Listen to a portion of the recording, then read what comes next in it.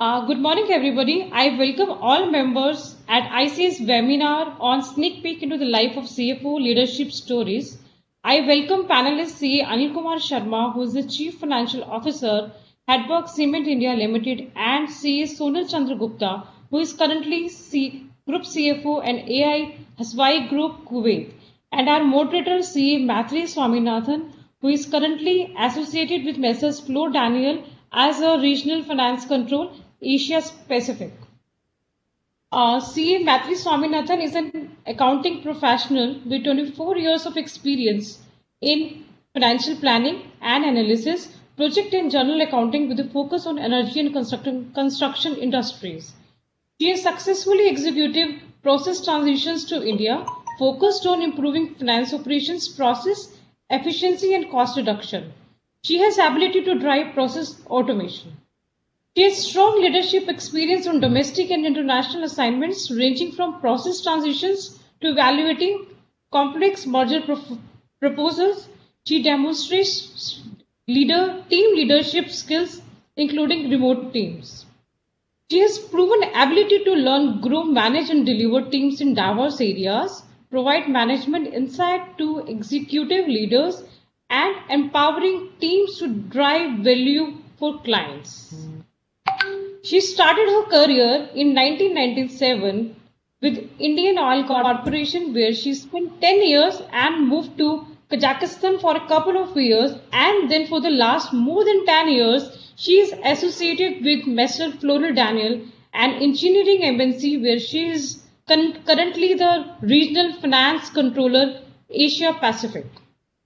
C. Mathri has a brilliant academic record. She scored all India ranks in both intermediate and final level examinations in both chartered accountancy and company secretaryship examinations. So now I am handing over the virtual dais to our moderator for further proceedings. Thank you. And to all our viewers, welcome once again to another edition of Leadership Stories, where we will share a sneak peek into the life of CFOs. Today, once again, we have two eminent CFOs with us. Mr. Anil Kumar Sharma, who is the Chief Finance Officer of Heidelberg Cement India. Mr. Sharma has been the recipient of Institute of Chartered Accountants CFO of the Year Award in the year 2019 and has wide-ranging experience in mergers and acquisitions and issuing masala bonds, things like that. So a warm welcome to you, Anil Sharma, to this session of Leadership Stories. Thank you, Mate. And our other CFO today is CA Sonal Chandra Gupta. Sonal is the Group CFO with the Al Hasawi Group in Kuwait. And he's always been among the top 10% acclaimed professionals in all the organizations that he has worked with. And his team in the Al Ghanim company, when he was with them, has been awarded the best corporate treasury team in all of the Middle East. So welcome, Sonal Chandra Gupta. Thank you so much. So without further ado, I will like to invite our eminent panelists to kick off the session and share their thoughts and their career experiences with our participants on how their career trajectory has grown and how the role of the CFO, as they have experienced, has evolved over the years. So over to you, Mr. Anil Sharma. We'd like to begin with you, please. Thank you, Maitri. Thank you, Salini. And I must thank our Institute of Chartered Accountant. I'm proudly member of Institute for last 27 years. And I think whatever today I am because of the CA Institute, its process, and the way it deals with its member and students. It is really a matter of honor and the privilege for me to share my experience during last 30 years with our members. Hopefully the member may get something today during this session, because this is a good initiative started by the Institute of Chartered Accountants for the support of the member. I will start with my personal background. I was born in a very small village in the state of Rajasthan in 1972, which is around 300 kilometers from the place where I live today, Gurgaon. My father, who is now retired, was in private job, and my mother always supports as a housewife to him and take care of the family. I have two sisters, one elder and another is younger sister. I got married in 1999 with Sarita. I am in the profession and the service, taking responsibility of the company, but she takes care of entire family in the background. She is great support to my career for last 2022 years. My son Ayush, he is now doing articleship from EY in Bangalore, so he follows me, and my daughter Priya, she is pursuing 5 years integrated legal course. Moving to my education side, I did my secondary schooling from government school, place called Jharia, which is a coal belt area of erstwhile Bihar, near Dhanbad. And after completing the 10th, that maybe I feel that my first turning point when my mother decided to send me again Rajasthan for further study. I did my higher secondary and then completed the graduation from University of Jaipur in 1991. In accounting profession, when I took the commerce in the graduation, then the first aim was to start the CA education, and I moved to Calcutta for higher education. I started my articleship on 9th January 1992 in a proprietorship CA firm, Messrs. MPK India and Company. Mediocre firm, but I'm always remain obliged to him for giving the personal training, rigorous training and guidance throughout 3 years. I complete for November, and you can understand the kind of principle Mr. Kedia follows, that after completing my CA, even I did 1 month articleship because of the number of leaves taken, and I completed my articleship on 31st January 1995. I did my company secretaryship in June 1997, and now I am in Gurgaon for last 15 years.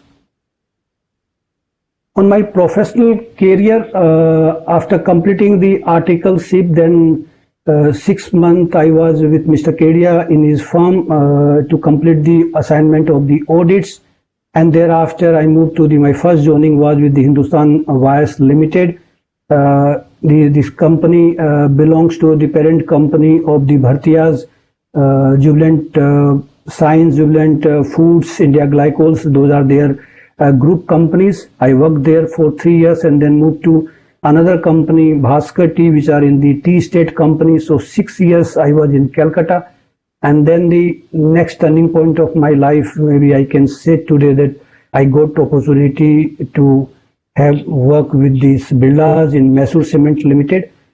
My first posting was to a small village in cement plant in 2002, and that was also the a change from my thought process, the way of living and the working, because I was for 10 years I was in Calcutta, then moving to the township where you have the cement plant, and then only the life within the township. It is confined life, but it gives me a kind of lesson that how to deal with the employees, how to integrate with them who are not at that time maybe the family, but they are bigger than the family, and then always be there. All festivals and other things you enjoy with them. So that was a change or evolve of the life from my side. In 2006, the Mysore Cement was taken over by the German multinational company Heidelberg Cement, and then I moved to Gurgaon to set up the finance department here.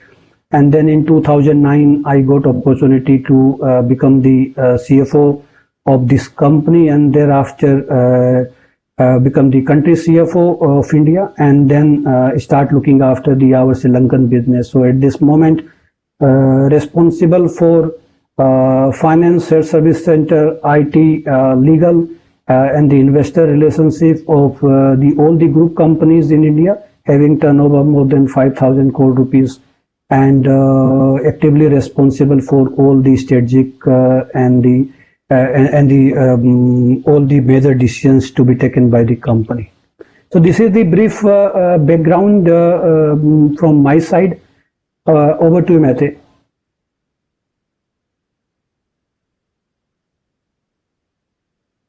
You are on mute, Maitri. Sorry, thanks for pointing that out. Yeah, indeed, a long and very, very, successful career you've had from Rajasthan, Dhanbad, and then to Delhi, and now to Gurgaon. And at the same time, growing in your career. Fantastic to hear that story. Thanks. And I'll now request Sonal Chandragupta to share his insights and what's helped him come to where he is today. Over to you, Sonal. Thank you, Maitri. Thank you, Shalini, for having us here.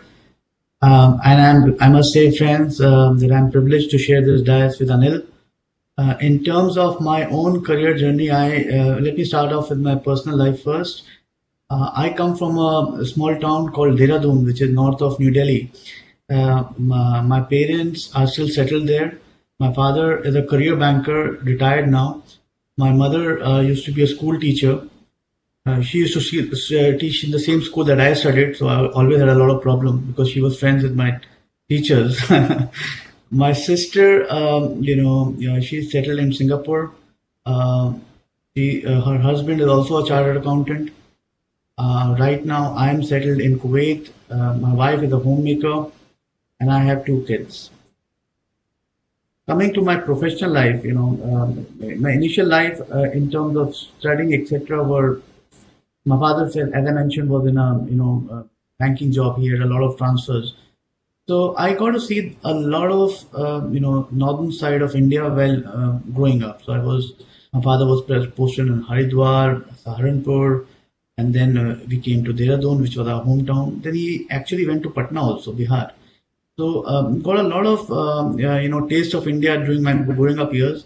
But my formative years eventually was spent in Dehradun itself, where I did my class 10th and class 12th.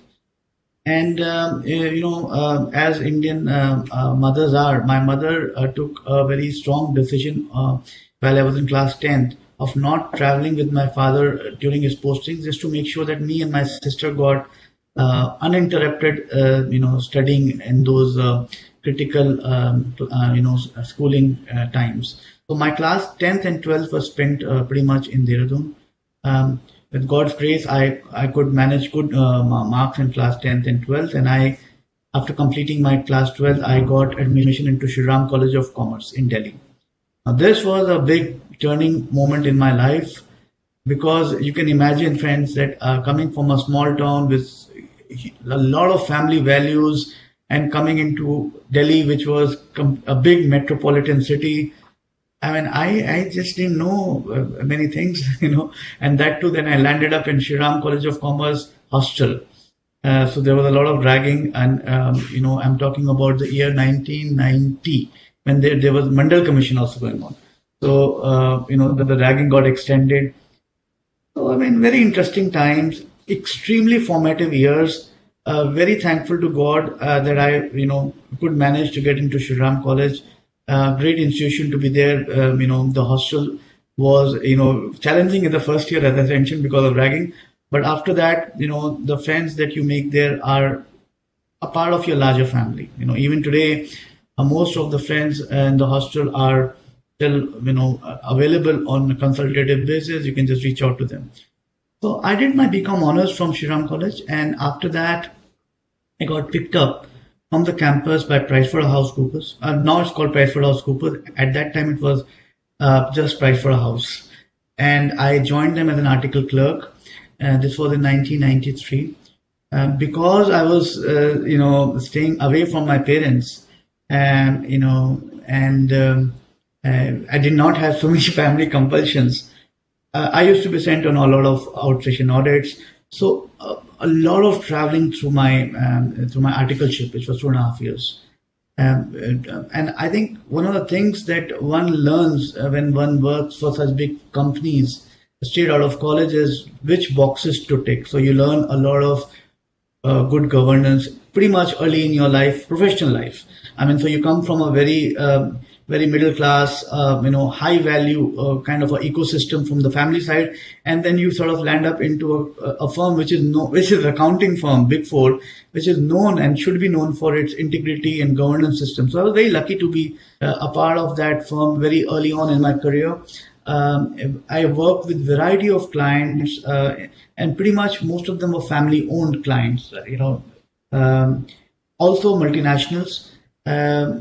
I was pretty fortunate, I would say, that the seniors from my college and also the seniors in Pricewaterhouse, the environment friends were very different at that time. We didn't have WhatsApp, or even laptops were not there at that time. So it was pretty much a lot of these personal relationships, personal guidance, or you can say personal mentorship that your seniors or your peers or your mentors provided you, which really shaped your career. So I'm talking about the time that I used to go on outsessions. We used to have sleepless nights working for the clients, but at the end of the day, you would also pick up very subtle nuances on studying, preparing from your seniors and also from the clients. So I was lucky enough to take both groups, and I cleared both groups in first sittings. So I became a chartered accountant before my articleship ended, but I got still paid the article clerk stipend. So I qualified in 1996, and the thing that I should tell you is that while I was doing my articles, I was staying with my batchmates, flatmates, who were my friends from hostel of Shriram. And the kind of support I got from both of these people, like I said, these are my extended family. These guys also cleared in the first sitting. One of them was actually in the merit, both inter and final, like Maitri. Extremely, solid background as far as this is concerned. After I completed my stint in Pricewaterhouse, I moved on to GlaxoSmithKline, which is a leader, and it's on the healthcare side. So they were at that time the manufacturers of Horlicks, Boost, and on the oral healthcare side, they were manufacturing Procene, Eno, and Tums.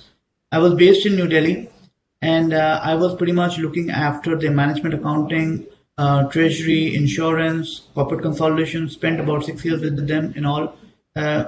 So I moved from Pricewaterhouse to another big multinational, which is known for best practices, governance, the right processes. So it was a very interesting time where you are spending your time with a consulting firm and a top FMCG B2C player, and getting the exposure that I got. After completing my stint at GlaxoSmithKline, I moved from Delhi to Bombay, and I worked in the corporate finance group of Aditya Birla Group. Now, I don't know how it is now, but at the time I'm talking about, which was in early 2000s, Delhi and Bombay were two different countries. I mean, at least I felt like that. It was, Bombay was, at least at the time, was a completely different level in terms of the working hours, the toughness and the richness of life, the kind of people you met, the kind of stringent assignments you took on, and your career also takes a different trajectory if you are in a bustling place like Mumbai. So I spent close to 3 years with Aditya Birla Group in their corporate finance, sector.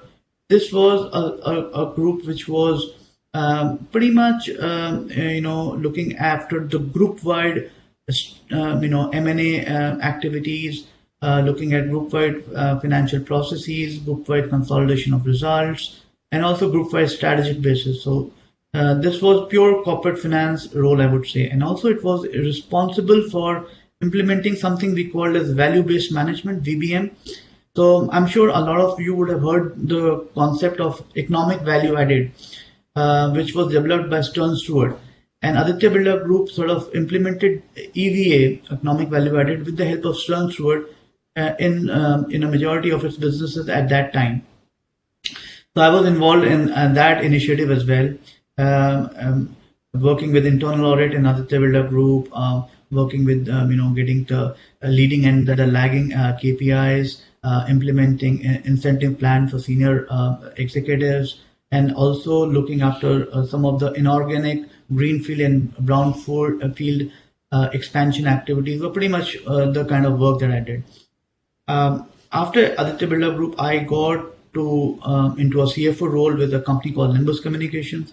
This, friends, is a company that all the cricket lovers in our webinar would know of, because they were this was the company which sort of procured the rights of One Day International production as well as telecast from the BCCI. So I've spent about a couple of years here, and my remit was to pretty much on getting the company ready for IPO, which we did, and also fundraising in a non-conventional manner in terms of private equity, structured debt, mezz finance, etc.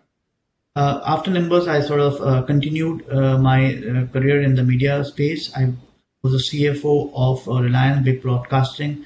This was Anil Ambani Group company. This was a company which was a startup atmosphere, was launching channels for in the general entertainment space, news channels, etc.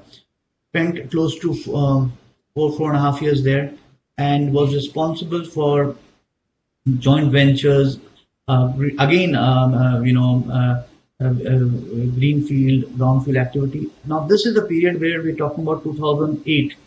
And when I joined Reliance, we were looking at all this expansion activity on our balance sheet.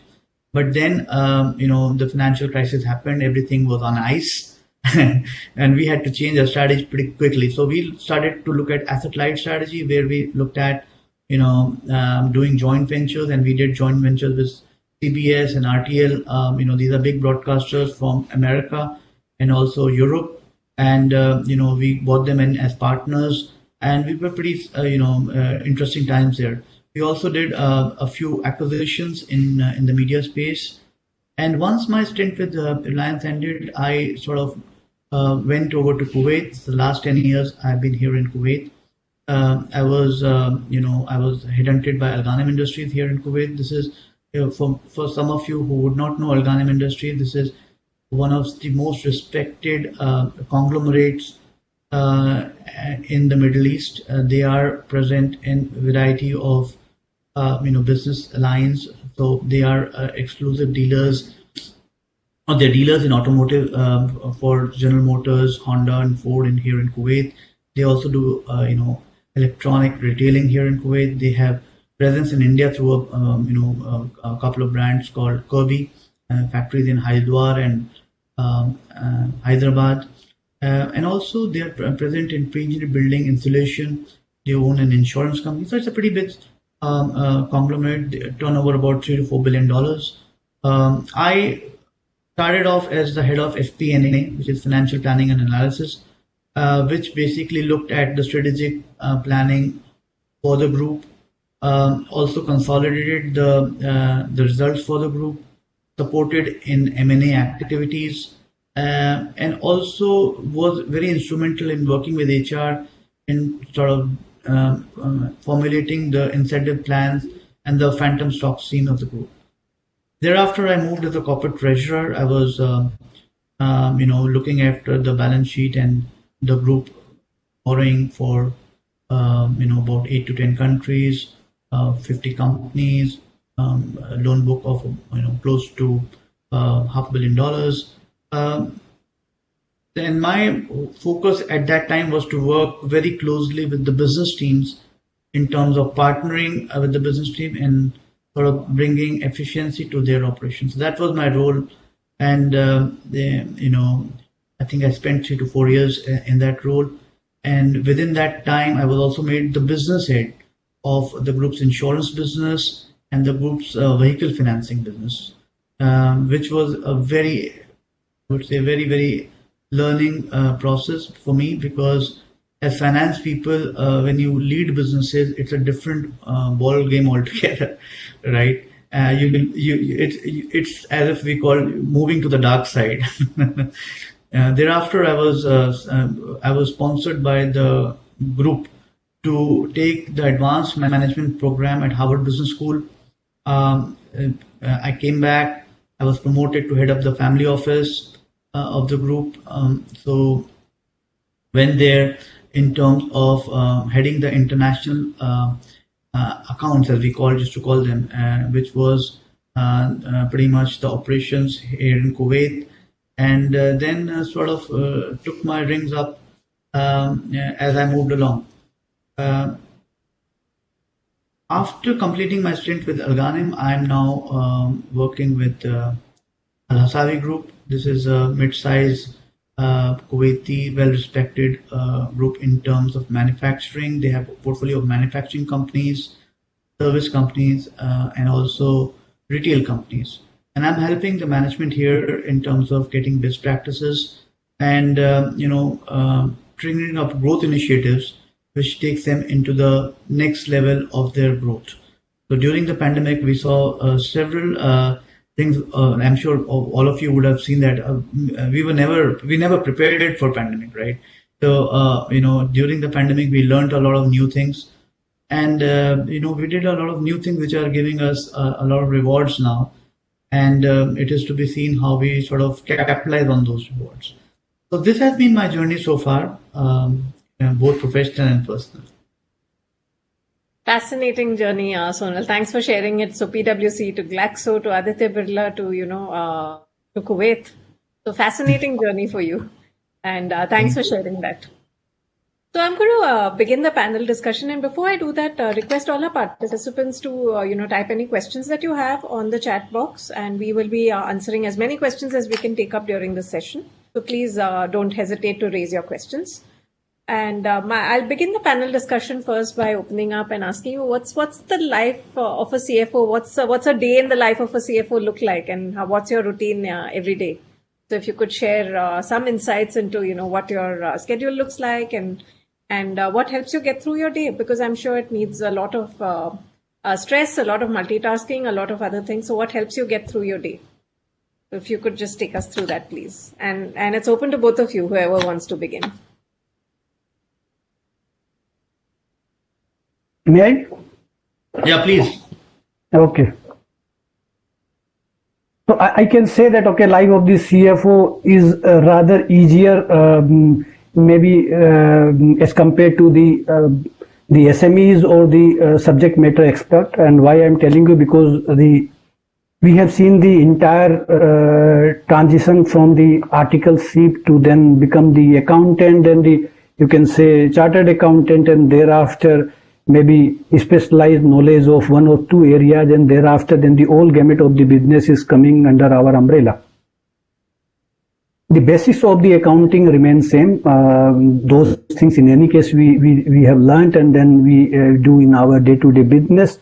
But as we grow in our profession, then with the experience, then we know how to get the work done. And when you have the team member, like in my case, I have the 70 number of the people, especially in the shared service center and the accounting and the finance, and then in addition to that, around 30 people in the IT and the legal side. So around 100 people in the entire team, and I'm the lucky that I have the people who are expert in their domain area. And then my job is only to see or foresee the problems, and then whatever the problem is there, I need to check whether this same problem, whether I have faced during last 25 years, or whether I can check with my team member whether they have faced this kind of problem in their life, whether in the same organization or maybe the other organization. So you can imagine then when you have the 100 team member, those team members are carrying a huge amount of experience, and based on that you can find a solution. So our job is basically to see whether the different alternatives and the options available in the given time of circumstances, then whether those best fit for the organization or not. So this is the one way of looking to make my life easier. Second thing, maybe situation, the new thing came out like this pandemic, then it is a kind of not the solution by the one person. It is the kind of brainstorming by the all the team member and find and think about out of box, because nobody knows it. You don't have the precedent and last 100 years about the solution of this kind of problem. In that case, I can say that the team is really a big role to play, and they support you in getting done. So limited point is that life is easy. Only thing is that you need to keep a close watch on what is happening inside the organization and outside the organization. As a CFO, our role is less hardcore accountant or the hardcore maybe the figure crunching or the analyst. Our more role is to basically softer side of the people. You need to carry your team along with you. You need to ensure that whatever the potential or strength of your team, that you can make out maximum out of that, and then you need to ensure that your team go along with you. You can't be stand out in the entire team and get the credit, and at the same time when the team is doing which is not as per the expectation of the management, then you should be the first one who face the senior management or the global management that yes, this is our responsibility and this is maybe my fault to handle. And other side of the CFO life is to support the CEO or the senior management to know their expectation. Because when we have started our career, that time it was basically to complete the task.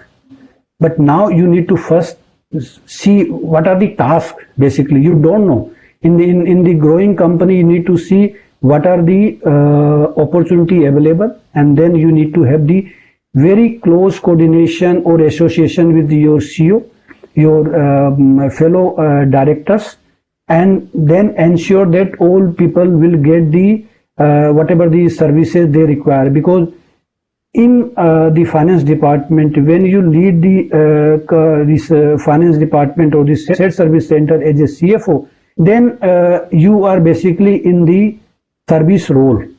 All the people in the organization, whether it is the HR or the procurement or the marketing people, they always look forward to have support from your side. They are the people who are basically responsible for the execution.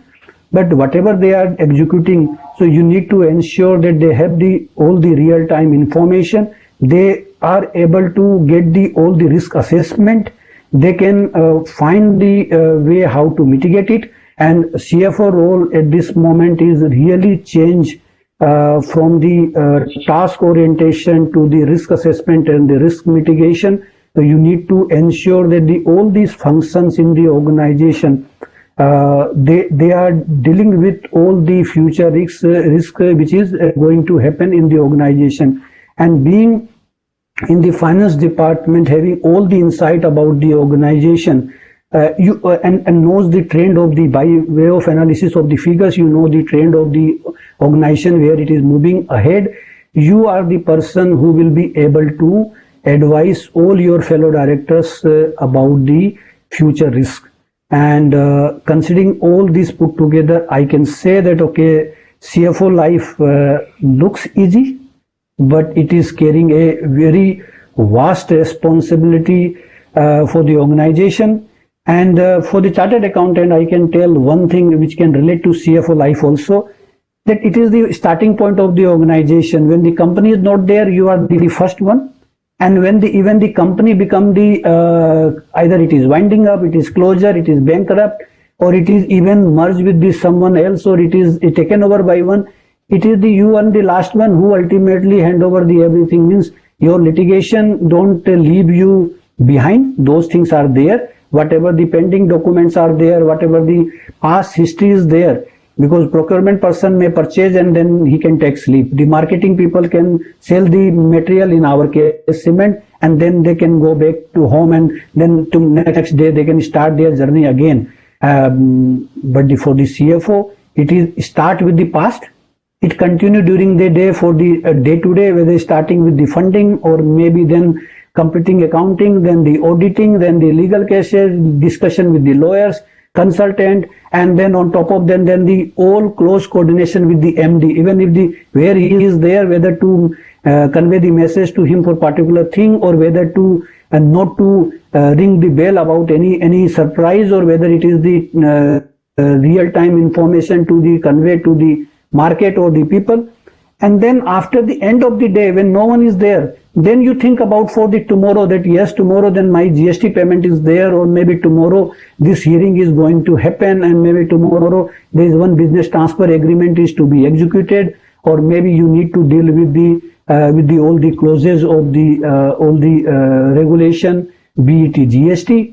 And if everything goes well, then maybe sometime when you are home, then you get the call from your IT guys, there is something problem, and then now the marketing people are pushing hard for the completing target, and IT is slow. So I don't know what we are going to do it, but ultimately this will also end up at your soldier, and you need to take the quick decision. So CFO is the facilitator to provide the services to the all the internal external customer.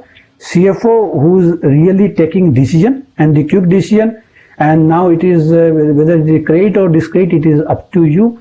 And CFO who's the in the team as a leader to ensure that everything is put in place. So this is the CFO life, but it is not only the always the work. Then you need to find time to have the work-life balance. And my personal assessment, maybe I have seen many people in our fraternity, they find their work-life balance even during the work. Means many people get the energy when they start their laptop even on Saturday or Sunday, and when asked that, okay, why are you working over it? They said, unless we open it and we start working it, I feel somewhere there's some kind of a dizziness or something, unless until I take some decision or approve something or guide someone. Maybe it makes a life little bit maybe outside, or maybe outside of the company. So this is Maitri, on your basic question about the CFO life. This is the real life of the CFO. Sonal, would you like to add something to that? Very interesting perspective that Anil shared just now. I think I agree with everything that Anil said, and I will just on your question that how does a typical day look like. See, one of the things that I have realized during the course of my career, which started off as an accounting or an article clerk, and then moving on and doing various facets of finance, and also working with the, is that at a CFO level, I mean, you have to keep things very simple. At least as Anil was also mentioning, because you have many stakeholders. You have the business leadership internal, which is a stakeholder. Then you have the non-business leadership internal, which is the stakeholder. Then you have external stakeholders, which could primarily be your financing community, i.e. bankers, financiers, etc., or which could be your advising community, such as your legal advisors, etc., and then they are your shareholders, etc., and they are, like I said, multiple stakeholders. So you, as a CFO, you are probably one of the few people who are a glue to all these activities. Therefore, the more simple your messaging is, the more easier it will be for you to communicate cohesively to all these stakeholders. So what do I mean by that? So like today in my current role, I have just one simple mantra, which is to help the business grow profitably. It is very simple. So we are focused on growth, and we are focused on doing the growth profitably.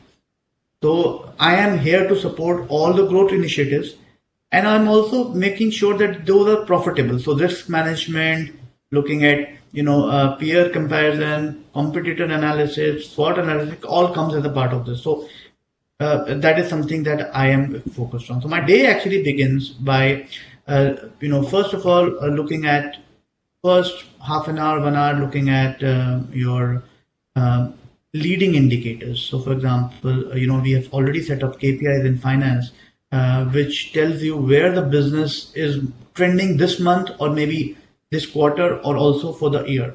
So you would have, daily sales, order intake, margins, etc. So you look at that. Then I generally like to sort of sit down with my, executive team members, just discussing those things. And if they see any risk, my like I said, I want to be helping the business in their journey towards profitable growth initiatives. So I just sit down with my team, senior guys, and understand what are, between yesterday and today, have they seen something which is concerning them, risks, and what do these indicate, KPIs that we just looked at, everybody gets it. How do they interpret it?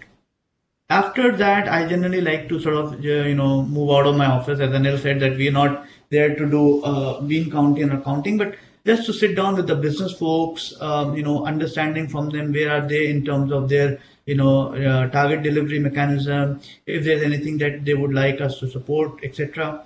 I also like to sort of pack my day with a meeting with the externals, whether it's a large shareholder, or whether it's a banker, to just get our external perspective, and also to be able to communicate to them if they have any questions on our performance, on our outlook, etc. And then during the day, I also like to meet once my business partners and also the owner CEO. I mean, if it is possible, just from a perspective of giving him the comfort that from a financial stroke legal perspective, we are not seeing any red flags, or we are not seeing any patterns, or if we are seeing them, what are those? And also along with the red flags, what could be the possible outcomes and mitigation factors. That is, I think, very important. So typically a day looks like that. I would say that 20% of my day probably is spent on transactional processing, making those decisions, funding, etc. I would say 30 to 40% of my day would be spent on people matters, or maybe 50% people matters, whether it is within my team or within a larger organization, or also in the external world.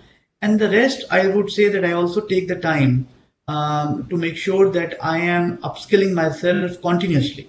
And what do I mean by that is that I'm not good at Excel. But do I need to be good at Excel at this stage? Maybe not. So I just tick that box off. But do I need to be good at, crypto sort of fintech world? Of course I need to be good at. And when I say crypto stroke fintech, I don't mean that I would be putting my hard-earned money in that, or advising my owners to put in that, because I don't understand that. But how can that, constructively help the business teams? And Anil would know this, and a lot of my, Maitri you would also know, and Shalini, and also our viewers, that the world is changing. And I can tell you that if we are focused only on accounting stroke risk management, 10 years from now, these functions will probably not be even done by human beings as we see today. They will all be done by AI-led machines. So it is very important for us to kind of have some sense or some rudimentary visualization of that, how that world would look like, and what would be the role of finance in such a world, and upskilling not only yourself as individually, upskilling the organization also. I spend around 10-15% of my time, not on a daily basis, but definitely on a you can say on a monthly or annual basis, just visualizing that and seeing what is the kind of upskilling we need to do as a team and also as an organization. And one of the things that I learned, in my stint at Harvard Business School, is what they taught us for finance was that finance is too important to be left to finance folks.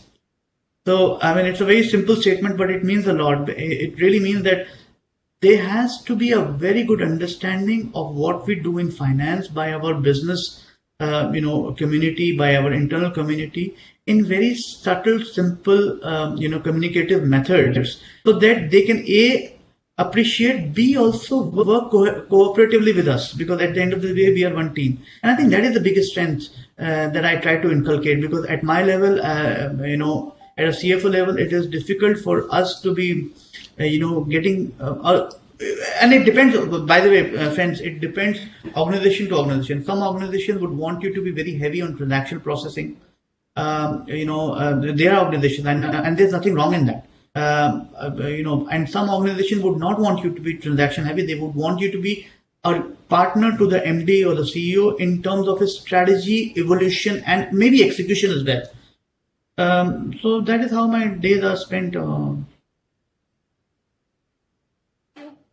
Thank you, Sonal, for that. And you both touched upon some very important themes, and we'll have to talk a little bit more about them. One that Anil touched upon was how he foresees issues. So how the role is a proactive role rather than reactive and trying to just set out fires. So that's very important theme that you touched on, and we'll talk a little bit more about that. Also about work-life balance, which Anil touched upon. And Sonal, you touched upon how things have changed and how they continue to evolve and change in the future.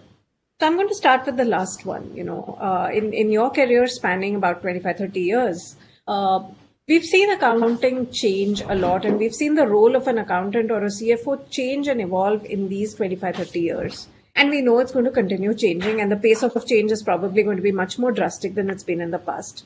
So your experiences that, how you've managed to adapt to this change, and what you envision as the need for our younger chartered accountants as being adaptive to change, as being constant learners, which will help them stay on top of their careers in the next 25-30 years. So over to you both. Okay, maybe I can start again. So if you, Sonal, allow me. No, I always respect my seniors. Okay, thanks. So, Mehta, yes, rightly you said it that the changes is happening faster than what we expect or what we have expected in past. The world is really dynamic and it is globalization. So I say that chartered accountant nowadays is like a doctor. Earlier doctor, we used to hear from the doctor fraternity that they have to not only complete their MBBS or the medical science, but they need to at the same time every day they need to keep it updated. I think for the CA also it is the same thing. When I have started my career, that time the accounting was very limited to maybe the bookkeeping, accounting, or very limited accounting standard, and the people who are in the profession, they may be either in the income tax, or the people who are very have the good network, maybe they were in the project financing related to banking. So that was the limited thing. But today when I see this accounting, these things more or less nowhere exist. At least all the automation or digitalization, whatever tool you run in organization, but most of these tools provide you all kind of things. I have started, and when I did the first audit things, my boss asked me to do the vouching and the complete the trial balance. Now I never expect that the new young generation people or the people who just completed this year, they even thought about that why the difference between the subsidy ledger and the main ledger, why the trial balance will not match, why bank reconciliation is required, and why I need to take the printout. Everything is happening automatic. So the first change in the profession during maybe last 20 years, I can say that the accounting per se has changed. It has undergone change. Second change is the accounting is no more accounting. It is really now becoming the conventional accounting to technical accounting. So earlier the engineer and other people used to say what we are doing, you people will not be able to know. But what you are doing, we know, because we know our passbook, bank statement, we know the travel expenditure, debit or credit. So what big about it? But nowadays, proudly we can say that, okay, last maybe 5 to 7 years, the accounting become the technical accounting, and the many chartered accountant become the outdated because of that. You talk about the IFRS, Ind AS, you talk about the leasing accounting, you talk about the deferred tax liability, discounting present value, those things 25 years before people, chartered accountant at least, they were not talking about, they were talking about that, okay, disallowance of the tax or filing of the return or maybe the accounting. So for us, the accounting become the technical accounting. But third, the most important development happened in the chartered accountant profession, whether you are in the business or whether you are in the service or the practicing, that is the transformation of the accountant to the business leader. Earlier, the accountant was not part of the, you can say, the strategic decision making process, or maybe they just come to submit the cost of production or the variable cost or the maybe fixed cost or the reserve or the company liquidity position. But I have seen during last, not only for the CFO, even the people who are the qualified and they are having one particular portfolio domain in your setup of the business, these people are also part of the discussion with the strategic meeting or the senior management meeting. And why it is? It is because it is coming from the operational excellence.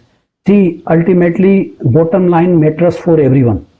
And because of our good command on the figure or the calculation or the, you can say, Q calculation. The people know the calculation, but the point is that you can immediately, based on the some figure or the statement, you are able to immediately relate with your impact on the business, whether it is more relevant for your business and whether it has any value addition for your business. Unlike maybe the other profession, yeah, sometimes you can say being chartered accountant, to some extent you are biased, but most of the cases I find that, okay, chartered accountant who are in the profession or the business, generally they are very quick in the calculation and the finding the outcome of those figures. So these people are moving from accountant to business leader. The recent example I can tell you about the sustainability. The sustainability or the ESG was always with the domain of the technical people, or between technical plant people to then directly to the MD or CEO. No one was in between. Now I can vouch, because I am very in detail in the sustainability things, that no other than the chartered account, no one will be able to handle this thing. The kind of requirement, the kind of global requirement at this moment, it is not just about the social or governance or the environment. It is really more than that things. You need to know about your statistics. You need to know about the what you need to actually implement. What are the deep drive you need to carry out in your organization, whether the entire thing or whether you need to prioritize. And then thereafter, then you need to ensure that whatever information you have compiled and whatever information you are putting for the external stakeholder, it should not be boomerang. It should not be backfire. Basically, the chartered accountant will be able to see that yes, I have done this kind of CSR. Whether this CSR is going to excite my shareholder or not, my investor or not. There are many people who are doing the many CSR expenditures, many people who are doing the carbon emission reduction mitigation, but the way you need to present it. So, and these things were not the forte or the strength of the chartered accountant maybe 20 years before. We were basically mostly in the back office work where we can provide these services, provide the data to my CFO or the senior people to take the decision. But now CFO is on the front, dealing with the stakeholders and thereafter take the decision. So this transformation, and this I have seen maybe from my personal experience over the last 15 years, that gradually it is moving and it is moving in the very high speed or with the faster pace. So these things are really changing the chartered accountancy profession. Knowledge is there, but how to now convey this knowledge, the presentation skill. I think Sonar rightly said that earlier, then laptop was not there. We are not very good in the presentation or the PPT. But now you see the young chartered accountant, they are very much in this. So whatever the weakness, those weakness now become we are also on the par with the other profession. And that whatever our basic was there, no one can take out. Means no, there is no match about the basic of the figure accounting, costing, understanding the calculation, and only the presentation part was missing. So for the business leader, that is also come, and this gives a kind of dynamic change in the profession, and the people have to be keep update about it. And I think then it is the entire world is there to handle it. I think you have to be competitive edge as compared to other profession.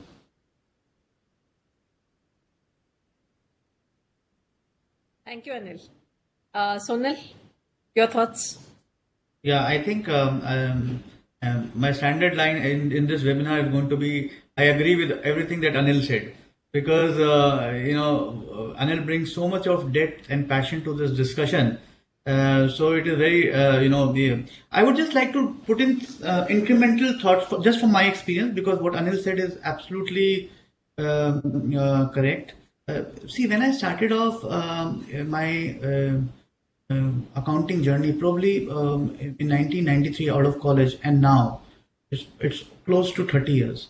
There are some things which have not changed. So what are these? So we still do accounting. We still have a trial balance. We still have a system. We still have auditors. We still have profit and loss, balance sheet. They have to be audited. MIS is still there, etc., etc. These are there. And what has changed? I think for me, keeping it very simple, there are two things which has changed. One is what I think Anil also touched upon, is that the aspirations of both finance professionals and also the corporations themselves, right? So corporations want more from the finance people. Finance people want more exposure from the corporations, right? So this has changed. And the second big change that has happened, I think most of us, at least people who have seen this world for the last 30 years in the finance profession, the second big thing at least that I have seen is globalization. So now we are more integrated with the global world than ever before. In 1993, if you went, if you went on an international trip, you would probably talk about it for the next 6 months. Right? It is the reality. It used to happen. I saw that. And I'm not talking about people at my level 30 years ago, but I'm talking about even senior people. So it used to happen. It was like that. But now you at the drop of a hat, you talk to so many global people on phone, via Zoom, you meet them, etc., etc. This is also, when globalization happens, what does it do? It brings in a lot more thoughts, a lot more options, and it also brings a lot more exposure. So now what has happened is in all of this is that finance people are demanding more exposure from their corporation. They're not just satisfied doing accounting work. They want to be integrated into business operations, and they want to be integrated into the strategic decision making. And if you have good finance people, and I would say in my career, I would say big majority, not only majority, big majority of the finance folk, as Anil mentioned, are very good. They're good at their work, and they come up with very strong ethos of integrity, trust, and all these things which are binary, which either you have it or don't have it, and God given. So coupled with this, there is a strong level of trust of the business leadership and also the owners of the finance folk. And when you have finance folk who are demanding, who are hungry for growth, who are looking for more growth, and who are actually willing to walk that extra mile, that is amazing. Now, corporations, on the other hand, are now looking at the cost or the return on investment on finance people. So they are looking at a greater return. What does that mean? They are looking at finance people to do multitasking.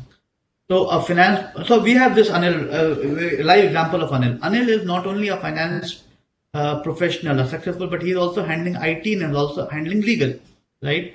So the scope of, and I'm pretty sure, although it is not on his CV, I'm pretty sure he is helping businesses also, like businesses are helping him in a big way in making some strategic business-led decision making, right? So that's a sea change from the world 30 years ago. 30 years ago, I don't remember, finance significantly front-ending decision making, strategic decision making. I mean, they will always be in the back end. Numbers will always be there. Options will always be there. Break-even points, go no-go strategy, buy versus, etc., etc. They will always be there. But finance coming and front-ending is becoming something more critical and more often. And I think, in my view, globalization has led to a big, has had a big part of it. And then also the fact that the finance people themselves are, pretty much aware of the strengths and weaknesses they have. When I started my career, we used to have a big handicap in finance. At least I used to have a big handicap when we used to get compared with the MBAs from IIMs, etc., because they had a very unique skill set. At least in terms of being able to say very cohesively or very simply the messaging of the complex financial numbers that we used to make. Oh, and I used to marvel and I used to really admire these people who used to take all, discuss with us, sit down with us, understand the analysis that we have done, and then be able to communicate it in a very simple, straightforward manner to the board who are non-financial people. And, that I think is a thing of the past now.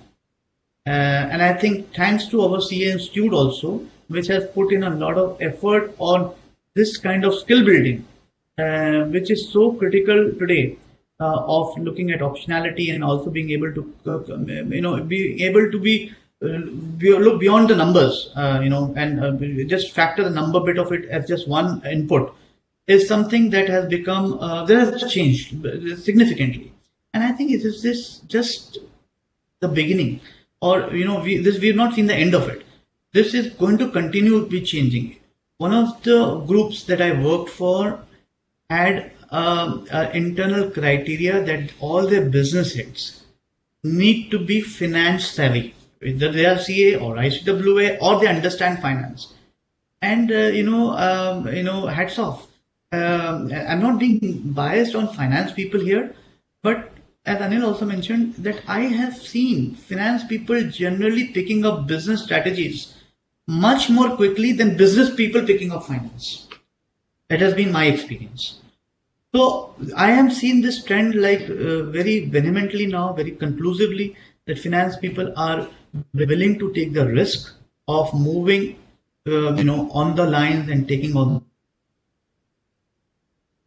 financial responsibilities and be up to globalization. So you would see now big organizations, significantly big organizations, whether you have Pepsi or you have MasterCard or whether you have Microsoft or Google, etc., where you would see significant amount of Indians taking up global roles. And I have seen these are well-known names, but you will see pretty much within in our realm that finance people taking up global roles in well-established companies. Why that is happening is again the fact that I'm saying that we see a big confidence in finance people. And the other thing I would say is that there is also a small element of being innately aware of what you are competent to do and what you should be outsourcing. For example, and a lot of organizations that I work for, they demand a higher ROI from finance. And then when finance looks at introvertly, they figure out pretty much very quickly that there are certain things that they can outsource. For example, collection function can be outsourced. They don't need to do it. And it's outsourced to, service providers who are pretty good at it, much better than finance people themselves, and do it much cheaper. So innately finding out that kind of activities in which you can outsource and then staff yourself with people who match up to the owners and the CEO's expectations of that higher ROI has also changed. Because earlier I remember, to be very frank, Anil, when I used to do for auditing, we didn't even have these calculators. There was this, machines, big machines where you had to punch. There was no Excel. There were this something called BASIC we used to do. There was no typewriter. And we used to take a lot of pride of, just mentioning it to our fellow workers and also our seniors that, I worked on a Saturday late. I'd worked very late night. It used to happen. And our seniors were very good, excellent, good job. Today, if you tell somebody that you worked on a Saturday evening, late night, I don't think people will admire you for that. They will probably at the back of the mind think about your family who were waiting for you on a Saturday night and what kind of work-life balance are you exhibiting and what kind of a role model therefore you would be for your team and the rest of the organization. So those things have changed. I think, there has been a greater amount of understanding there. That's all from my side. Thank you, Sonal. Great insights there. And I'll just bring in some questions from our participants here. So Ashish Malu is asking that what are the next upcoming challenges that you expect? For instance, pricing changes, inflation, technical upgrades, ESG, etc. What are the key things which a CFO should be focusing or will be focusing on in the future? And at the same time, one more question from Vignesh Pujari in a similar thing, that how is the CFO's role in working with a startup and fundraising role and so on. So given our conservative approach in our DNA, chartered accountants, what is the CFO's role in a startup? So two related questions. I'll open it up for both of you, Sonal and Anil, whoever wants to pick it up. I may take these new changes, Maitri, if you allow me. Maybe Sonal more savvy about the funding, maybe take up about these startup things. So new changes already, little bit we have already touched upon a while ago. That is the automation and digitization. I give you one example. The robotic process automation. In the manufacturing sector, we never thought about that the robot will start working. But recently in our company, we have started robotic process automation implemented for the all kind of master data creation. So master data really in the IT, we say that, okay, what is garbage in, garbage out. And that was one of the biggest challenge for any organization, whether be in the manufacturing or the service sector. Then the master data, quality of the master data, completeness of the master data was an issue. And then thereafter, then the verification with the different certificates. And these things we fully automate. Means the robot is there throughout the day, 24/7, that is working. You just send email to that, and then it is up to the robot that they will verify, and they will either reject or they will make it. Communication to the sender also, it comes that here these are the defects of your data, or your data are incomplete, or maybe your data is complete and I have made the provisional master data for you. Now you confirm these are the data I have put in, and now once you confirm, then it will be the activate. These things was never thought about maybe 10 years before. Second thing, during pandemic, I tell you one example. During pandemic, when we started on 22nd March, the lockdown, and March and the starting of the April will always be challenge. Auditor remain always auditor. So they say that, okay, first question that now how I will do 31st March physical verification. Now it was really a valid question, and it was the question also new for all of us. Then we said that, okay, what is the problem? You have the WhatsApp, you have the video call. My warehouse person is sitting there. You are sitting at home. No situation whether you want to compliance about the registration, whether GST number plate is there or not. Everything is possible. You need not to travel. And these things, out of box thinking is started. So in the accounting profession or the CFO role, it is changes a lot. CFO become the multitasking. The CFO has to swing his mood from between morning 8 o'clock until 10 o'clock, depending upon where he is sitting, what basically area of work he is handling it. If he is with his team, how to motivate the team. I give you another, maybe this is a small example. Sometime always you remember, Sonal touched upon this Saturday night when in 2006 Heidelberg Cement took over. And the first thing started with about the reporting. So you need to send every month the KPIs. And German, the German, they are very particular about the timeline. So I need to send on the Friday evening, and 10 o'clock in the evening, my CFO called me that, Anil, what is the status? I have not seen our KPI report has gone. So I told him that just maybe in 10 minutes we are in the office. In 10 minutes it will be in your email box, and it will go to Germany. He was staying very near to our office. He was Canadian, so and he said that, okay, also let me come down there. In 5 minutes he was here. My colleague and he brought 3 coffees, and he said, okay, no, you carry on. I am also sitting here. Let us have coffee. Whatever you can say. During the day, the efforts we put there in his gesture, his way to look after the team, no value addition. Basically, he just came, brought the coffee and sitting in the cabin, but it gives a kind of positive message to the team. I was there, so I thought that yes, the kind of gentleman he came here. Otherwise, he can be at home and wait for the reports, and that's all. It is not his duty to send the report. it was my, as a financial controller, my responsibility to send it. But these small things changes it. These will always be remain, whether you are the in practice or the service. But the changes is happening on the process part, on the way you are completing your task, and that is the automation and digitalization.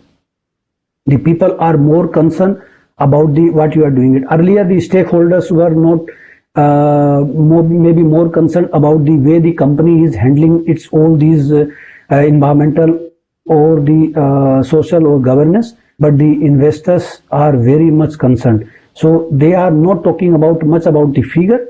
They are talking more about your behavior part, that how deal with your society, how deal with your people.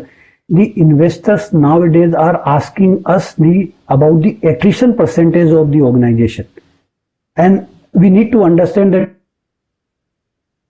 they are asking if your attrition percentage in your team or in your organization. We as a multinational even monitor the attrition level even at the department level, but all these analysts or the investor, they are asking that whether your attrition percentage is higher than your peer or lower than the peer.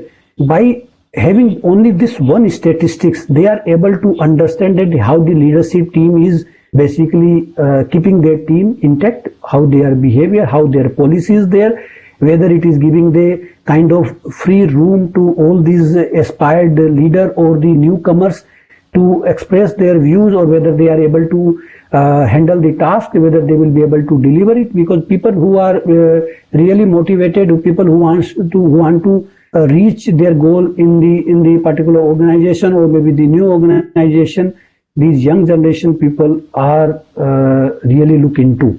They are ready to deliver, but at the same time they want their space in the organization and the outside organization also. So these new changes are happening. So you need to be also change yourself. Be flexible.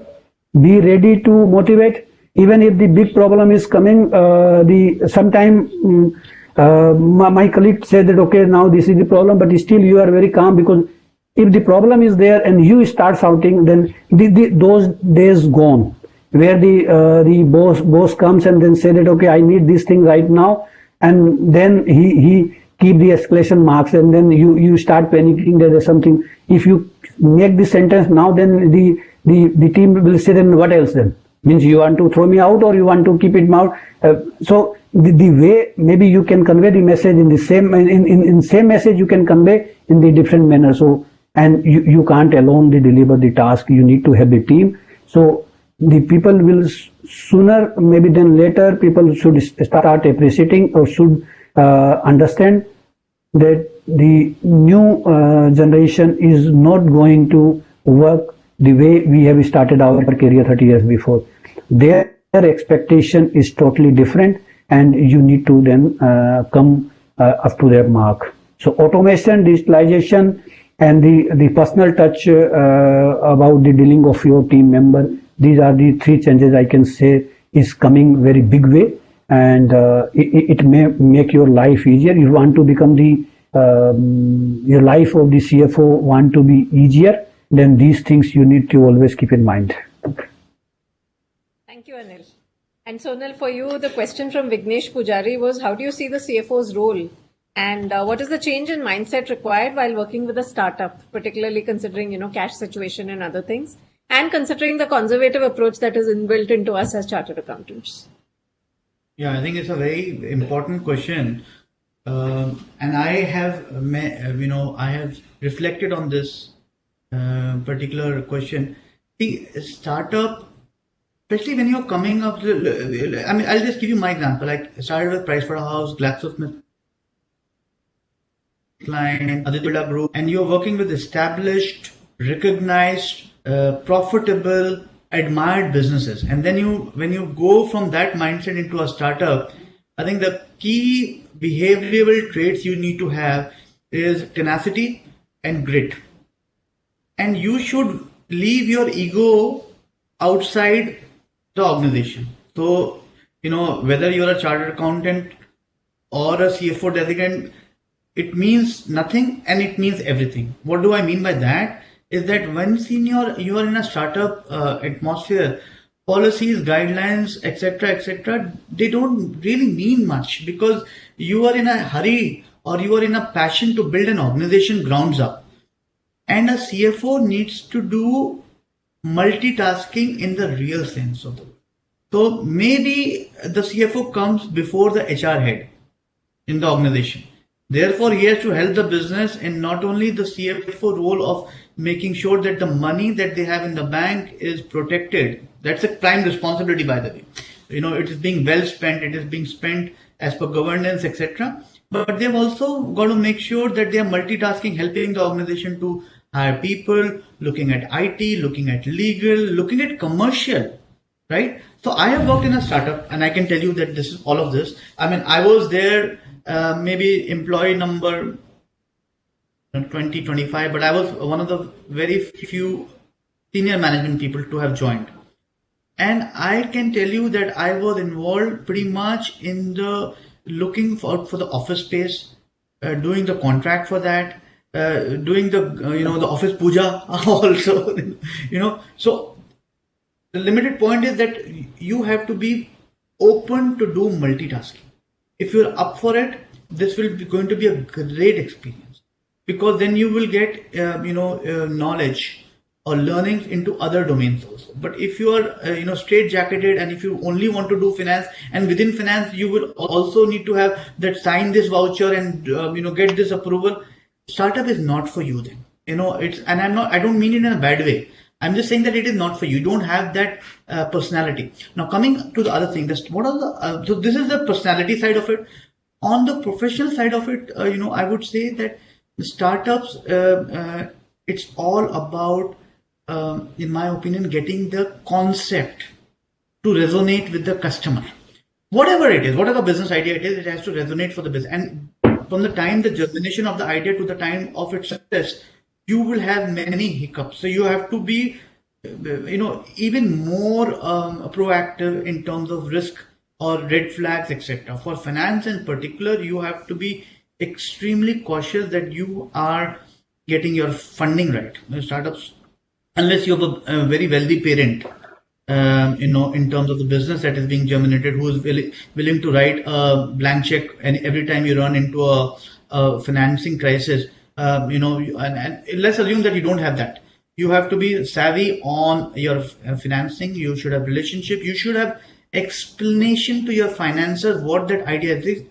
I was involved, in getting funding on the back of IP, intellectual property, on the back of just an intellectual property, which means that you have a contract which you have to explain to the public sector banks that this contract is going to generate revenue. You don't have a factory, you don't have a fixed asset, you don't have any track record, right? So how do you do that? How do you sort of get your journey right? I mean, we can talk about it in hours. In the nutshell is that you have to be authentic, you have to be completely trustworthy with your finances, and you have to involve business so that it's not only a financing story, but it is a whole business story. So financing is very important for startups. The second thing which is important for startup is getting the right people in your team pretty fast, right? Unless you have the infrastructure which can support the explosive growth, because startups are not like normal businesses which will see the Hindu growth of rate is 5, 10, 15%. You may see 100% growth, in a quarter, and which is followed by another 100% growth. So that means the business is exploding, and depending on what stage you join in, you would always see a huge buzz of activity. So you should be very, very clear in terms of your upskilling and also your talent propositions. And the other thing I would say about startup is that you should not have the fear of failure. You will for sure make mistakes. You will for sure have certain leakages. You will for sure be sometimes in a situation where you would not like to be in. Take that as a blow on the chin and move forward. And the best way, not only in startups but also elsewhere, is for finance people to be absolutely upright, to give the bad news, as Anil mentioned in one of his earlier speeches, is that to give the bad news as confidently as you would give, because this is expected of you, right? And one of the things that I found very interesting in startups is the more initiative you take as an individual, not as a finance guy, the more responsibility you will get. And in the startups only, the kind of cross pollination that happens within functions is amazing. So the success of startups, to my mind, is to be yourself, be completely involved in the business, see what the growth drivers are, make sure you don't lose the ball in terms of leading indicators, not lagging, leading indicators.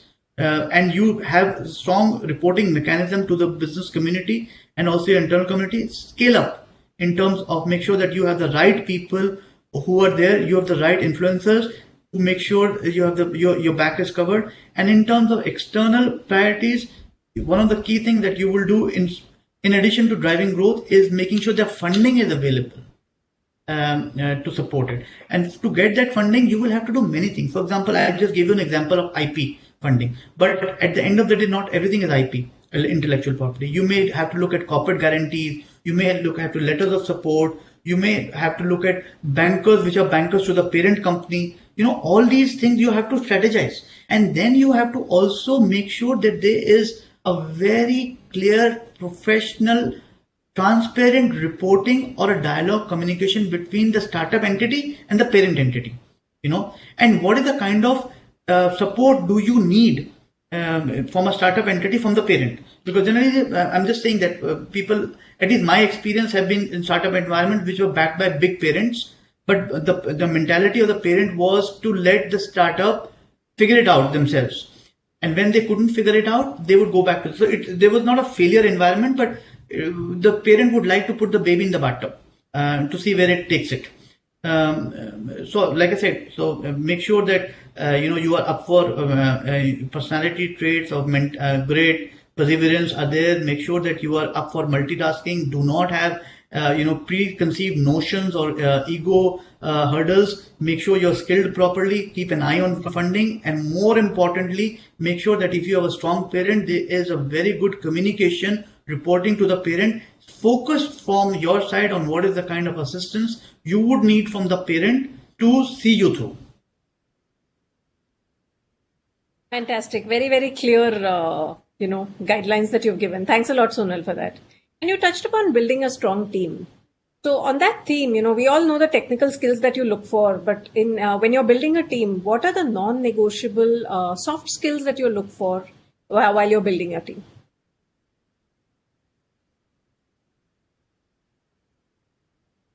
Shall I start? Okay. Completely. So, like I said and mentioned that you are not alone. If you're leading a team, your success and failure depend upon your team behavior, their functions, their capability and strength. And therefore, as a senior person in the organization, it is very imperative and important that that you lead the best team in the company. In order to build a team, I think first and the foremost important thing is that your personal connect or personal touch with the team member. And you need to think about the beyond it. You need to think about your connection, or at least awareness about the family side of your team member. People can't be isolated working with the all potential in the company, but if they have the problem in the background. So my personal experience is that personal connect with your each individual team member, and then a little bit awareness about what is going behind it. Second thing is that you need to be, I think, fully aware about the strength of the particular team member. Maybe you can forget about the weaknesses, but the strength you must know, because whenever the new work comes or whenever the deadline of the task will come, that time only his strength will play around, not his weaknesses. So once you know the strength of the team member, you can be able to put him on the right place. And second thing, if the new ventures or new things come, like whenever you go for any growth one or any integration or any M&A piece, that time you need a team members who can support you in the big way. And if you know the strength of the team member, then you can select and you can put in the right place. And third thing with the entire team member is the real coordination and the communication. We as a human being can't be a robot or can't be basically behave every time in all circumstances same manner. And for that purpose, there should be very much congruence among the team member, good coordination, and that is only possible by way of the timely communication. I have seen in many cases that there is a conflict and the rift among the team member because of lack of communication. For example, somebody has to deliver something in time, and if your expectation is not aware to particular person or the team member or maybe entire team, then that person is not known about the seriousness of the task. You are expecting that it will be delivered. You know that, okay, once he delivered, then the other team member will be able to work upon it, and nobody knows about it. Therefore, among the team member, you must communicate precisely. And here communication doesn't mean sending the email or the WhatsApp message and just taking the phone and convey. The effective communication means whatever you intend to communicate, whatever your objective, the person, the recipient should know it and understand in the same manner what you intend to do it. So it is very important that you communicate them in a very precise manner about your expectation.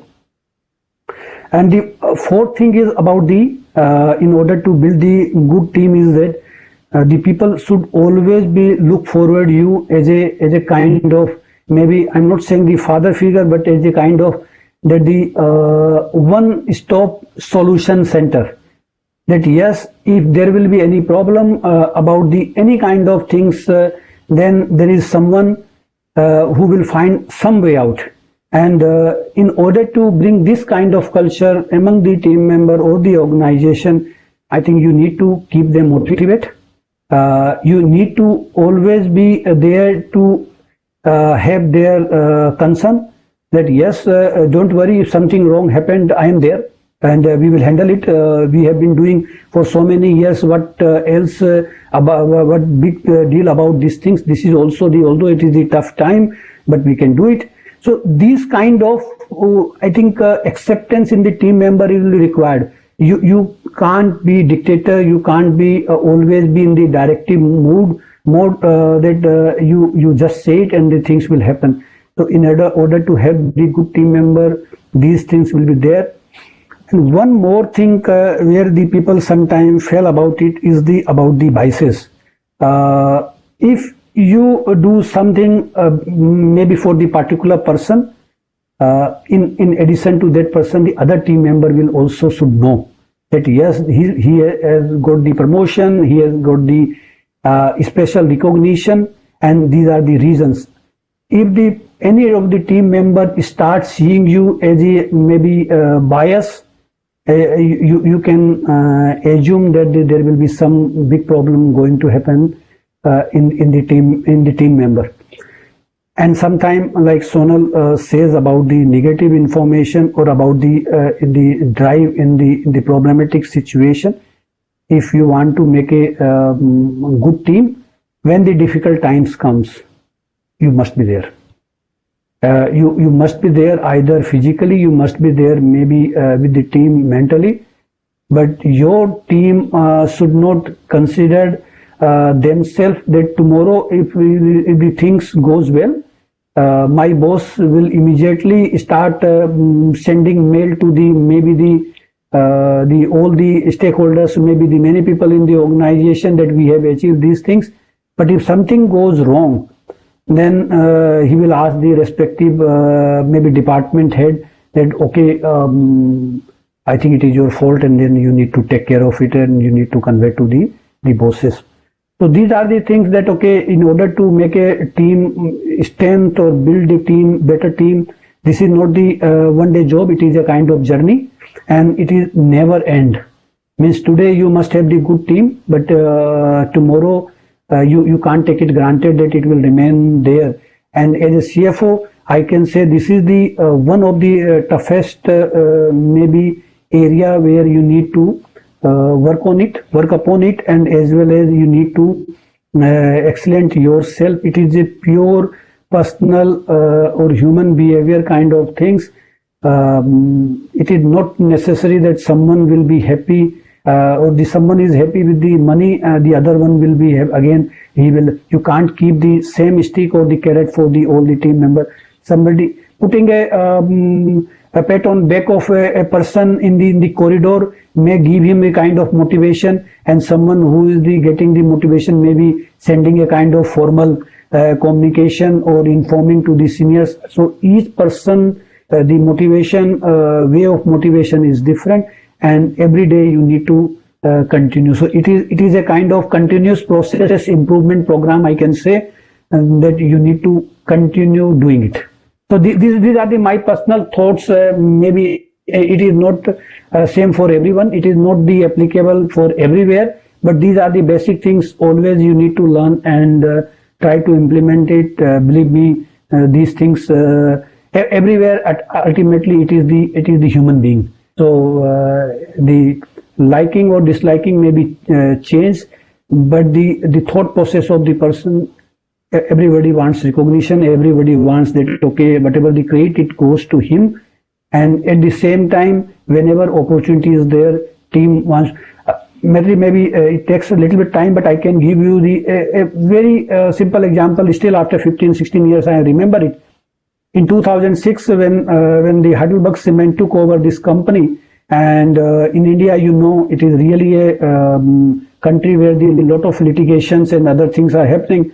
So my CFO told me that, okay, please prepare a detailed list of the entire litigation going on and put on the presentation. Yes, I have really difficulties about the presentation skill. Try to complete it. And when the global CFO was here, and I was during the process of the compilation and assumed that ultimately I'm preparing, but he's going to present it. And in the meeting, when the global CFO was sitting, my entire team colleague were there. People came from the plant, and I prepared the presentation. And my CFO just said that, okay, Anil, just go and show him about this all these litigations. He said that, okay, he came from Germany to listen you, not to me. And this was the one of the maybe the turning point of my life that my global CFO remembers whenever the opportunity came for the India, when my CFO left, and then maybe he kept this thing in mind about my first meeting with him, and it took us 2 hours or 2.5 hours to explain him, and then at the last, the global CFO gave me the one message on the lighter mode, that there is the two similarities between the India and Germany. One is that, okay, there is you can say no speed limit on the highway, like in India. Anyone can run the car or the vehicle whatever speed he wants. And second thing is that, okay, the litigation, kind of litigation you have here is the same thing in Germany. So this is the small thing. Means I did the entire homework, and my CFO said me just in the meeting that, okay, why don't you present him? And I can say I still remember this thing because this was the maybe a difficult time, that 2.5 hours, but ultimately it changed entire maybe the career path of my life. So if you want to have the team, because if you reach a kind of level or the certain level of life in the organization, then you need not to prove it. Then it is the turn of your team member. Always be there to give them the motivation and keeping them on front. It works a lot. Thank you, Anil. And I think you answered one question that CA Nirav Gandhi had raised, asking that are the laws abroad much clearer and easier than India? We are flooded with litigations, and you answered that it's pretty much the same in Germany. Yes. So, in fact, India is no exception. So over to you, Sonal. I think I'll change the discussion slightly and ask you in a slightly different way that, these are the qualities that a CFO should have. But when you're looking at recruiting in your team, What are the key skills, soft skills that you look for in your candidates which help you select the right team?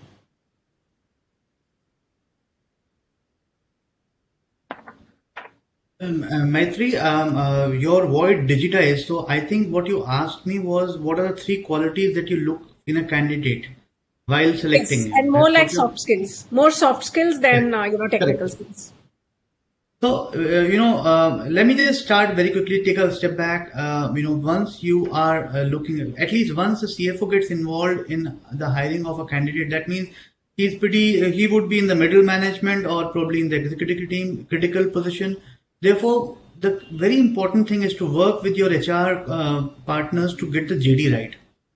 It is very, very important. So that spend time on making the JD, put all the requirements. This is very important for not only for you but also for the candidate. He should know what he is getting into. During the interview, please make sure whichever organization that you are in, do not sell the job, because if you are selling the job and if you get the wrong candidate in, it's a big issue, because it takes you several months to find the right candidate, then it takes the candidate several months to join, then it takes him several months to settle down, and once you figure out that it's not the right candidate, maybe a year has passed. So hiring is extremely important for the right talent. Now, assuming that you have got the JD right and you have got a candidate who exactly matches your requirement, these are the three things that I look at. And there's no order of importance, but these are three. The key thing that I look at on the behavior side is that guy inquisitive. Is he willing to look and question and challenge and willing to learn? Is he willing to take risks on the behavior type? Is he going to be somebody who is going to do what he is asked for and excel in his current job, maybe 120%, or is he going to take the risk of moving out of his comfort zone and also be open to learning new skills and move through the journey, organization? Because we are talking about middle to executive management here, and this is an important skill, at least for my side. The second thing I look at is integrity. It is a God-given gift. It is, like I said earlier, it's a binary skill. Integrity, oftentimes we just take it very casually. But let me tell you, friends, that integrity, at least in my career, it's a very important skill, especially in the finance function where you're dealing with the company's cash. So make sure that you double check on integrity, and there are various ways on checking on integrity during the interview and also after the interview. So make sure. And the last thing, which is non-negotiable for me, is to find out whether I can trust the person. As Anil was mentioning at the other time, that it is important to be there with the team members if there's a problem. That demonstrate a big trust from the employer side. Similarly, the trust is not a one-way street. It has to be conducive. It has to be both ways. So you have to make sure that in that interview process, in that selection process, you are able, whether that person appears to be trustable or not. I mean, during the interview, even if you do interview of that candidate through many other people in the organization, you will not be 100% sure whether you can trust him or not. But it is very important for you to at least have a view on that. And similarly, it will be important for you to give that feeling of whether that candidate can trust you as an organization and as a boss. Once these three things are done, pretty much, I am more or less confident that we've struck a good candidate.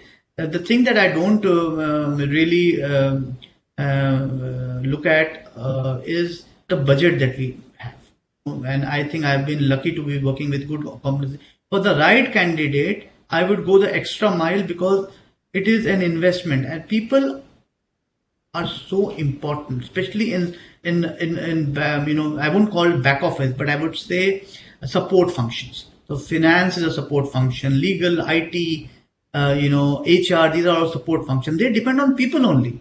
Unlike businesses which depend on assets, etc. So we depend on people, and therefore it is important as leaders for us, to get the right budget for the candidates whom we have shortlisted. And I've just shared with you the three criterias, and I think Maitri exactly hit the right number of three, because these are three things that I look for. Perfect. Fantastic. So inquisitiveness, integrity, and trust. Very, very important. Thank you. So we've been talking a lot about success, and you touched upon it, Sonal, that joining a startup needs you to be willing to fail as well. And this pandemic, of course, has put a lot of people in very difficult situations and positions. So I'd like to talk a little bit about the situations where you might have experienced failure and how you got up and grew from strength to strength from that position of weakness when you're in a failure. So let's touch a little bit upon that. You want me to start? Yes, please. I can tell you that, and I'll continue with the startup or a mid-sized company kind of a story, is that, one of the situations that I was in, and it was a high-stake situation wherein, you get inducted into the company and also in the board of the group companies as the CFO with a proven record of raising financing and also to get the company ready in terms of getting the IPO done. And getting an IPO done is not as simple as it sounds, because you have to get the entire organization ready. You have to get the IT systems ready. You have to get a quarter-on-quarter mindset ready. And then you have to have your, the legal regulatory aspect of which is another thing ready. And then the valuation and the consensus valuation, getting the right investors on board. So it's a journey. It took me about a year to get the company ready.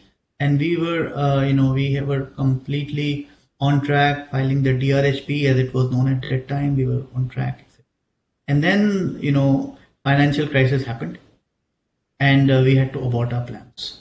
Now, IPO is something that not only brings liquidity into the company, but it also gives a stamp of approval of the business model of the company. That, investors, external investors are willing to invest in a company with its existing business model because they see growth in the company, because they see the capital appreciation of their investment into the business model. Therefore, that gives you a big thumbs up, if you like. So the IPO didn't happen. I mean, it didn't happen not because you were not ready. It didn't happen because the markets turned turtle, went south, and the valuation took a big beating. So what do? I mean, it's like preparing for a whole exam and figuring out that, it rained last night and therefore you could not go to the examination center. The examination got cancelled. Something like that, if you really ask me. So what do you do in such a situation? I mean, the basic need of the company, as I mentioned, for an IPO was to attract funding and so also to get a thumbs up from the investor. That didn't go away just because you did not go to the market or the market's valuation came down. That still remained. But the next best thing for you to do is always in a startup environment, have a plan B and a plan C. Always have that. And it is, I think, the business people, from their perspective, because they're so busy in their strategies, etc., they sometimes forget the nuances of having a plan B and C from a financing perspective. So it is the job, I think, the innate or the fiduciary responsibility of a CFO to make sure that that conversation is held in all those meetings, that, okay, we are doing an IPO. What if it doesn't happen? What if this goes wrong? What do we do then? At every meeting, have that discussion so the business is also mentally prepared and also being aware of that. If this is not, then we go to the next course of action. So as a CFO, that plan of action was already being done. It was very clear that in case we don't get to the finishing line for whatever reason, this is our plan B. And if the plan B doesn't happen, this is the plan C. The moment the IPO did not happen, we activated plan B, which is to get the existing fund investors to do additional round or to find a new investor with the help of the existing investor. The new investor had also been identified. You could always discuss valuation, etc. They were always there. So the point is that when your preferred course of action did not happen, you moved on to your plan B, which was already in 70% state of readiness. So you have to make sure that you are running on two horses at the same time, right? And maybe a plan C, which is a pony, is also running behind you, right? So this is the job of a CFO, to make sure that optionality at a strategic level is A, formulated, B, is in a state of readiness to execute at a very short notice. And I will tell you that we did the plan B and we did it successfully just because the organization was prepared and also the stakeholders were transparently told that should there be a hiccup, this is what we will do and this is how we will do it. Fantastic. Thank you, Sonal. So have a plan B and be ready to implement it at a moment's notice. That's great lesson learned. Thank you. I have a great question from Saurabh. He's saying, I would like to ask one question. What is the one key ingredient that one should have to succeed in work life? Ingredient means what should be the strength in a person. Yes. Okay. Maybe I can share two ingredients which I feel is a must. One is there is no substitute of hard work. Means whatever we talk about the basics or the change environment or dynamic or globalization, this is the things which you need to be committed and you need to be always ready to deliver it. So hard work is a must, and second thing is the confidence. Nobody can take it out. I tell you, whatever knowledge you be, whatever information you are privy to or you are getting it, whatever team strength is there, unless you don't have the confidence, you will not be able to deliver it. You will not be able to face the situation. And these two things, if you have everything, you can gather. You can discuss or brainstorm with your team member. You can delegate some of the other department to get it done. But if you are not there, so you have to be there with your hard work attitude, and you have to be the confidence. I tell you, I am coming in the background when I talked about from the village and the metro cities, and then throughout my career until the graduation, the places where I was there, very small places, but ultimately I know one thing very much, that my confidence ultimately will take to me the destination where I want to be. And if something I need to work on it, whether it requires the 8 hours, whether it requires 16 hours, I am there. During my Article C,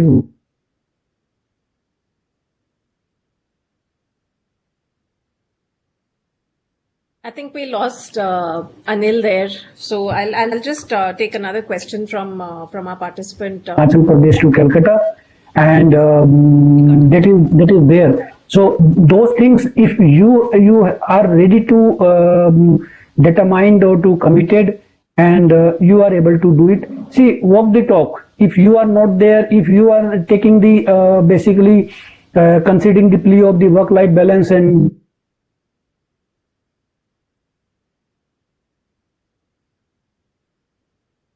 I think Anil may be having connectivity issues, but we did hear from him on hard work, confidence, and walking the talk.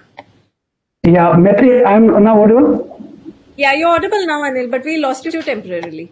Okay, so yes, this the point which I would like to actually limited point would like to share with our friends and the fellow chartered accountant, that these two things always keep in mind about the hard work and about the confidence. Thank you, Anil. And we have time for one more question from our participant. Sachin Kumar is asking that everybody wants to have a nuclear family, but being a CFO is like having a big joint family and shouldering huge responsibility. Do you ever get fed up of the stress and the responsibility? What do you think should be the right age to retire? And I'm going to address this to Anil because Anil said he has an easy job being CFO. So I think that's a completely different perspective from what Sachin is asking. So I want to bring in Anil on this. So retirement from the profession, basically this is a kind of myth that you are going to retire. Means from where you are going to retire. Retire only in the hand of the.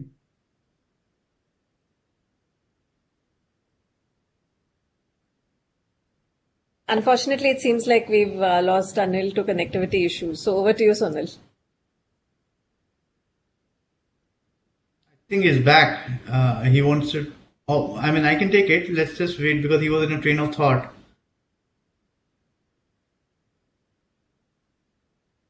Okay, so here's what I would say to Sachin.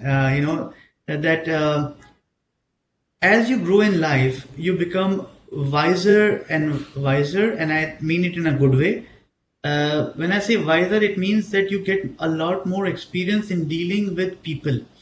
And the more experience you get, you will realize that your job, whether you're a CFO, let's say a CXO role, it could be CFO, CEO, whatever, COO, is more about managing people, their aspirations, their work-life balance, than doing the work yourself. And the reason why we do that in that manner is because through your experiences, you can add so much more value to the organization in terms of decision making or handling a particular circumstance than somebody who have not had those experiences. So it's a very simple business decision.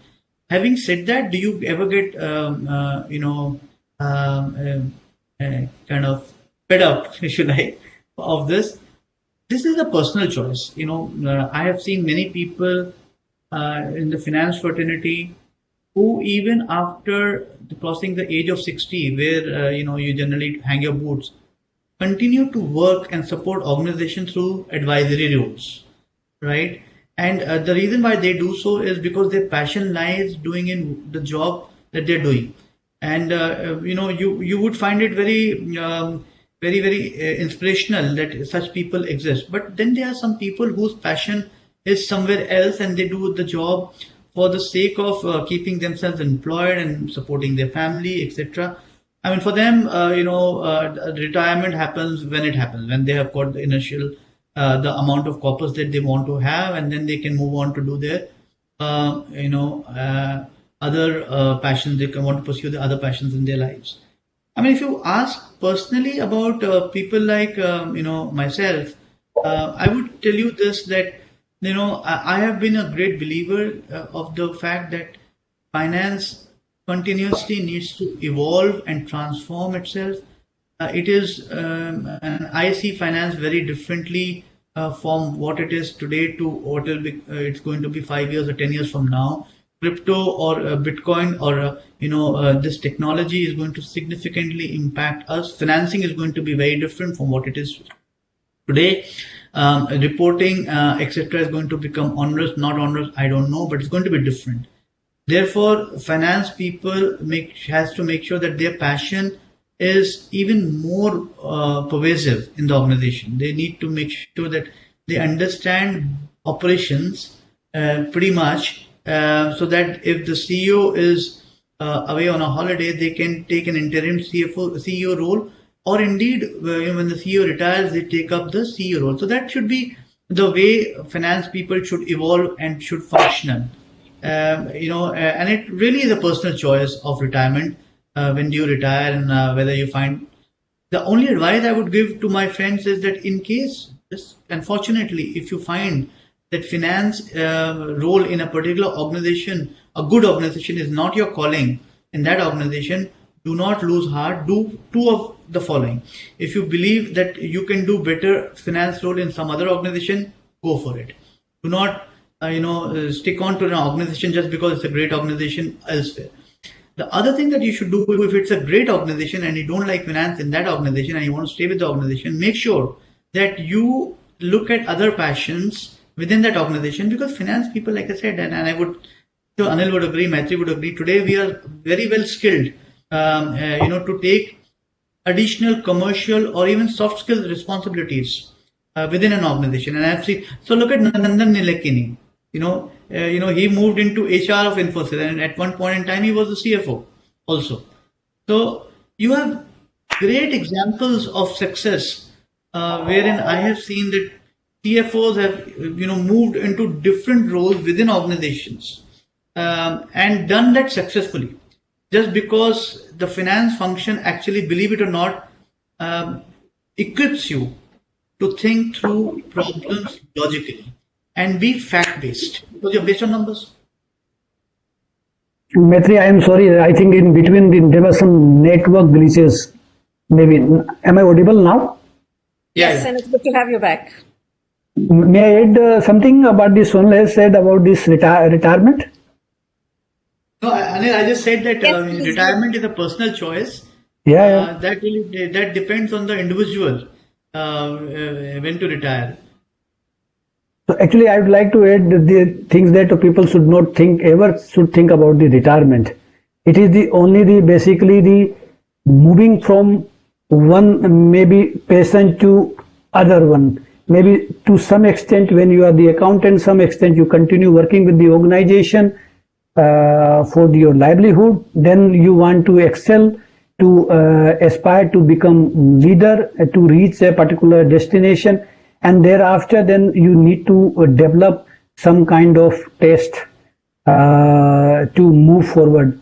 So retirement only happens when you are retired from life, basically. Otherwise, keep you motivated every day and try to give back to society, because as a human being, we are also fully responsible to at least leave this entire world at least the same what we have received from our ancestors. So in this regard, my personal belief that once you do as per your target in your business or profession or the service, and thereafter try to deliver or give back to the society to some extent, and so that people should remember, and it gives you the kind of satisfaction that yes, I am here not only without any objective.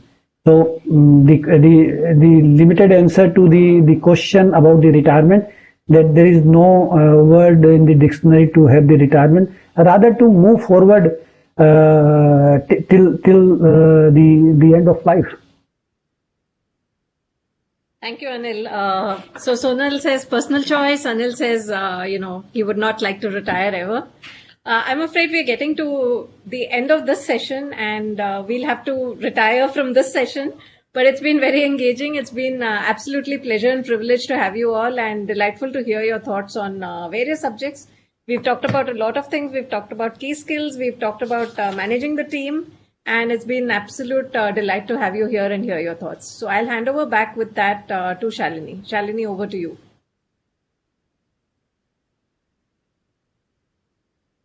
Shalini, you're on mute if you're speaking. I would like to thank the panelists and the moderator for sparing their valuable time and wonderfully sharing their life stories. Thank you. Thanks, Shalini. Thanks, Mehti. Thanks, Sonal. And take care, everyone who are participating today in this session. Thank you, Shanti. Thank you, friends. Thank you, Thank you. everyone. Bye-bye. Thank you. Bye. Have a good day. So,